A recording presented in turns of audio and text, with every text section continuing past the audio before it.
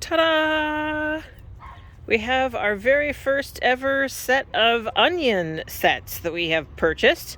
We were told last fall to definitely get sets instead of seed because they are bred for better germination and growth and the climate and things like that. So Peter and I have just returned from the Southwood Garden Center with our first clutch, and 30 was the smallest amount we could get. I don't even know if we can put 30 in the bed space I have set aside, but we're going to give it a try. So these are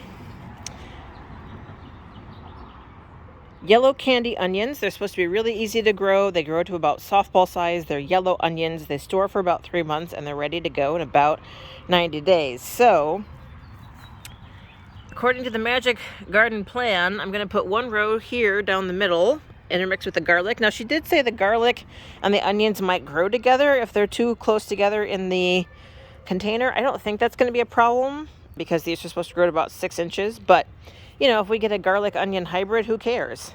And then the more challenging bit, and I'm not sure I'm going to be able to do this now because I need to leave for a massage in like 20 minutes.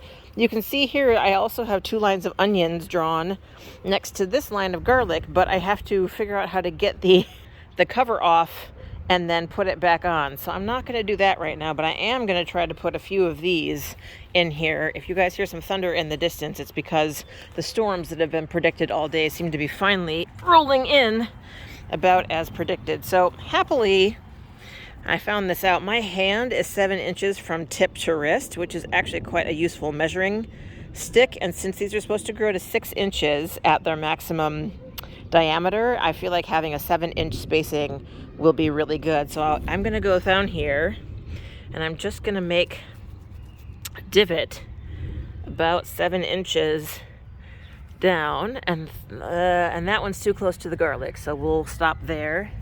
And then hello thunder, 7 inches here, we're going to put one there, and 7 inches, that might be a little close to the garlic.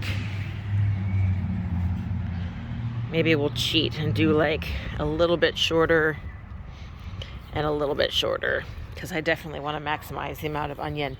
And the lady at the store, at the garden center, said she's had hers out for the last 3 weeks, so that's a good sign. Let me see if I can pull this apart one-handed.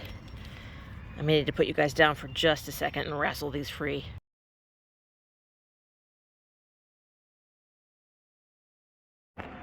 Okay, I have wrestled them free and I have scraped off the mulch. And what the lady at the garden center said, who was Michelle was her name, font of information, she said to bury them basically up until where the white disappears and the green starts to come in. So that's what I'm gonna do.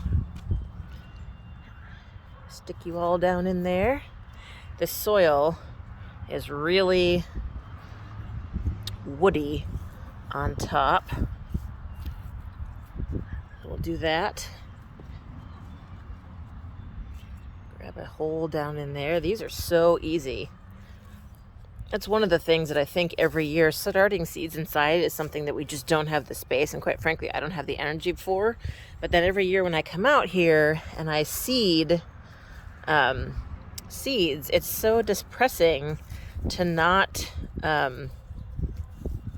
get some results, right? I mean, you go out here and you seed seeds and then it's weeks before you see anything. So I always think, gosh, you know, it would be really great to have the capacity to start seeds inside. And the other thing I hate doing, this is, I guess, something I'll need to get over, y'all. Doesn't that look cool? So there we have 4 onion starts mixed in with our garlic. Woohoo! And the rest of these, she said we can just soak these in water until we're ready to plant them. And I need to plant these before I leave on Saturday. So that will be an adventure.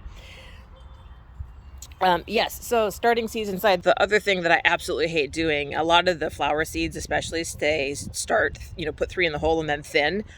I hate thinning. I think if you've actually gone through the effort of growing and sprouting, that you should be allowed to live. So I think one of the other advantages of starting seeds indoors would be that you have a little bit more control over the number of seedlings that you have, and maybe you wouldn't have to waste so many. I typically try to transplant all of the ones that I pull out, which is one of the reasons we ended up with a proliferation of sunflowers last year, because the sunflower seeds all said 3 to a hole, and almost all of them had 2 germinate and some of them had all 3 germinate. So we had twice or 3 times the amount of sunflowers that we had expected and planned for. So that's the nice thing about getting these guys from start, is that you know exactly how many there are. And there may be a couple that don't survive, but like we have a lot of extras. And the other thing, oh my gosh, you guys, I wish I could send this to you. They smell, I mean, they smell like onions. They smell incredible. It's been a long time since I have smelled fresh onions, and I'm really excited about these. Peter and I go through a lot of onions, and we like the taste of the store-bought onions, but having last year experienced the difference between store-bought tomatoes and homegrown tomatoes, if this is anywhere comparable this year, that the homegrown onions are that much better than the store-bought ones, I'm gonna be so excited. So that's it for today. Sorry for it's such a short video, but I do have a much longer video about the planting I did yesterday in the works, but I had some technical difficulties getting it to download, so that will be next week's video probably. So thanks for sticking around today. Great to see you guys, and I will see you next week. Bye for now.